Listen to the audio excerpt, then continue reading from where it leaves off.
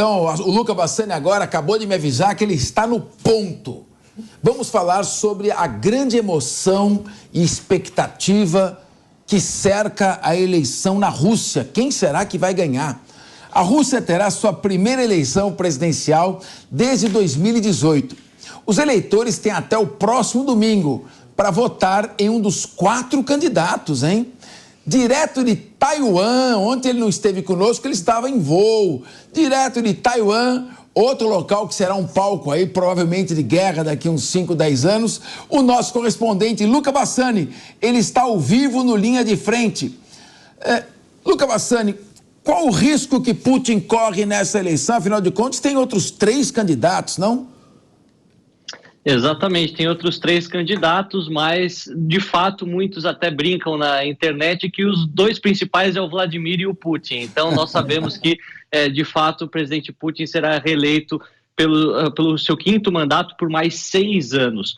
Putin, que está alternando a posição de presidente e primeiro-ministro desde 1999, desde o presidente Boris Yeltsin, o que foi o primeiro presidente da Federação Russa, né, após a União Soviética, e agora, com esse 5º mandato, que provavelmente será confirmado até domingo, ele conseguirá ultrapassar Joseph Stalin como um dos líderes mais longevos da história da Rússia. Vai ficar atrás apenas de Catarina Grande, que completou 34 anos como monarca, como czarina da Rússia, né, do Império Russo, e Putin, no final desse 5º mandato, terá 31 anos, lembrando que em 2030, quando este mandato acabar, ele vai poder mais uma vez competir e ser eleito por mais 6 anos, até 2036, porque foi feita uma mudança constitucional em 2020, permitindo essa reeleição por mais 2 vezes. Vale a gente mencionar, Capês, que a Rússia, que é o maior país do mundo em área, tem uma população bastante expressiva de praticamente 145 milhões de pessoas, das quais 114 milhões estão aptas a votar.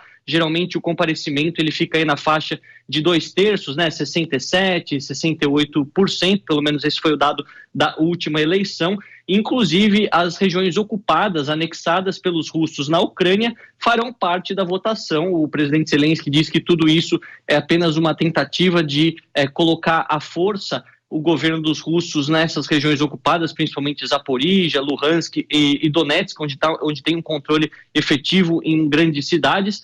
Mas, de fato, a gente sabe que a competição ela é quase nula, apesar de ter um candidato do Partido Comunista e outro do Partido Nacional Liberal. Os 2 principais candidatos de oposição, que inclusive se opõem à guerra na Ucrânia, foram tirados do pleito por supostas irregularidades na sua papelada, nas assinaturas necessárias para se tornar um candidato oficial. Vale a gente mencionar que com a morte de Alexei Navalny esse ano, a única voz de oposição durante a última década saiu do cenário definitivamente. Ele já estava fora, obviamente, por estar preso, mas agora, por estar morto, não tem nenhuma outra chance de uma construção de uma verdadeira oposição na Rússia, até porque quando as pessoas se manifestam em relação a certos temas dentro da sociedade russa, elas são prontamente afastadas, imprisionadas, não há liberdade de imprensa, o que dificulta, obviamente, o estabelecimento de qualquer sistema democrático, se assim a gente pode dizer. Obviamente, a gente vai ficar acompanhando. A importância da Rússia para a geopolítica mundial é imensa, mas praticamente já sabemos o resultado no domingo, quando as urnas se fecharem. Ô Luca, eu lembro de uma história que se contava na República Velha, aqui no Brasil, do chamado voto de cabresto. Então, os grandes fazendeiros eram chamados de coronéis. E todos os funcionários dele, os empregados, aqueles que dependiam e trabalhavam em regime de semi-servidão, recebiam um envelope. E dentro desse envelope já tinha o voto do candidato. O envelope era selado. Então, o empregado, o funcionário, pegava aquele envelope com o voto já selado, e em vez dele escolher o candidato e votar, ele lá e colocava na urna. Um dia, o empregado se revoltou e perguntou para o coronel: espera um pouquinho, sou eu que vou votar? Eu não posso ver em quem eu estou votando? Ao que o coronel respondeu: não, o voto é secreto. Veja, agora, eu pergunto uma coisa para você. Eu queria, se eu dividisse a tela, não comigo, mas que você dividisse a tela com as pessoas colocando o voto ali na urna, que é transparente. A urna é transparente, eu tenho a impressão que não tem envelope. Eu tenho a impressão que ela já tem os quadradinhos. Vamos acompanhar ela, tá uma senhorinha russa brava. Nós estamos acompanhando aqui, checou o passaporte, aí ela fez lá a votação. Eu não entendi uma coisa, explica para mim. Votou, todo mundo filmando. E a hora que ela coloca, eu queria que aparecesse o voto caindo na urna. Porque tem 4 quadradinhos ali, eu acho que dá até para ver em quem está votando. Ela está indo, vão colocando um momento só. Cadê a urna? Cadê aquela urna transparente? Pode dividir a tela com o Luca Bassani? Aqui, colocou. Vamos ver se aparece o que está lá dentro. Eu quero ver. Cadê a urna? Só porque eu estou pedindo e não está vindo. Então, Luca, vai falando e dividimos a tela e que as imagens vão se sucedendo e o espectador vai prestando atenção naquela urna que é transparente e é colocado a papeleta com os candidatos. Por favor, quero te ouvir, Luca Bassani. Capês, algo que é interessante mencionar que há a possibilidade tanto do voto por papel, que são nessas urnas de plástico transparentes, como a gente consegue ver nas imagens, você descreveu bem, que em muitos casos você até consegue ver os votos. Em outros países, principalmente na Europa, eu tenho o hábito de votar também nas eleições regionais na Europa, nas eleições para o parlamento italiano, são fechadas em um envelope, tudo exatamente lacrado e depois aberto apenas no escrutínio. Na Rússia a gente vê que segue um outro sistema. Mas é interessante que os russos podem votar pela internet, votar por papel, votar por urnas eletrônicas. O próprio presidente Putin votou pela internet e publicaram um vídeo dele no seu gabinete fazendo o seu voto. Então é um sistema bastante misturado. Obviamente que a gente sabe que por mais que haja muitas dúvidas sobre a legitimidade, sobre a lisura desse sistema, nada serve para desprovar o fato de Putin ser uma figura extremamente popular na Rússia, né? Nós sabemos que não há a chance de uma oposição,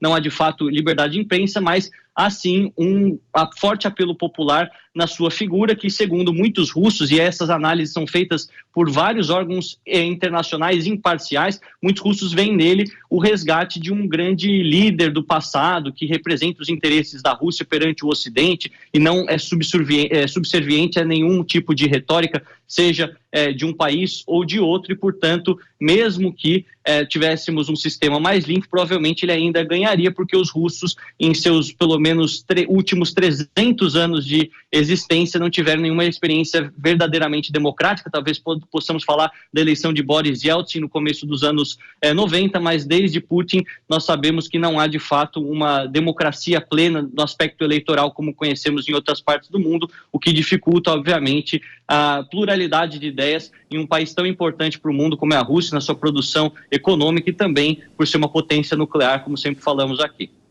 Agora, Luca, para fechar, o fato é que uma coisa é indiscutível, o prestígio de Vladimirovich Putin nunca esteve tão elevado com essa...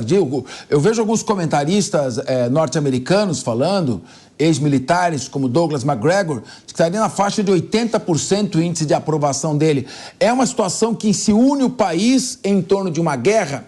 E aí a minha pergunta é, os russos estão começando a perceber, na percepção deles, que essa é uma guerra de sobrevivência, uma guerra fundamental para a Rússia, uma guerra existencial contra a OTAN, e que é o Ocidente tentando enfraquecer a Rússia, e ela está reagindo, e com isso ele está chegando a áreas de herói da resistência.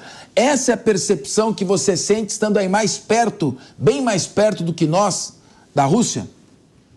Olha, Capês, a percepção é que qualquer guerra que envolva a Rússia no cenário internacional é interpretada pelos russos como uma guerra de sobrevivência. Por mais que nós saibamos que a Rússia é muito mais forte que a Ucrânia, que apesar das adversidades tem resistido, tem atrasado os planos de Putin, os russos interpretam a guerra de maneira muito diferente, principalmente depois da Segunda Guerra Mundial, quando os soviéticos foram aqueles que mais derramaram seu sangue para derrotar os nazifascistas. Nós sabemos que foram 27 milhões de pessoas mortas na União Soviética, entre civis e militares, e muito dessa retórica do Exército Vermelho, da Segunda Guerra, é recuperada ao longo de outras guerras que a Rússia se envolveu, seja na Chechênia, seja também depois na Ossétia do Sul, Abcásia, na Geórgia, seja agora na Ucrânia, e o povo sempre se sente muito emotivo quando se trata disso, porque todos eles, tratando de um país que perdeu 27 milhões de pessoas há cerca de 75, 80 anos, todos eles têm algum parente próximo de seus pais, dos seus avós que morreram na guerra. Então é algo que fala diretamente a eles, é um aspecto patriótico e histórico que é resgatado pelo presidente Putin de maneira bastante fácil, né? Porque isso já está dentro dos russos, e obviamente que a manipulação nesse aspecto dos sentimentos que relacionados a uma guerra fica ainda mais fácil. A gente vai continuar acompanhando durante os próximos dias. Como eu disse, tem 3 dias de votação disponíveis para os russos seguirem até as urnas, escolas ou até ginásios, como a gente faz no Brasil, e domingo a gente já estará aqui também para falar dos resultados já amplamente conhecidos também desde hoje. Luca, muito obrigado pela sua participação, um bom retorno aí para Munique, e segunda-feira estamos de volta.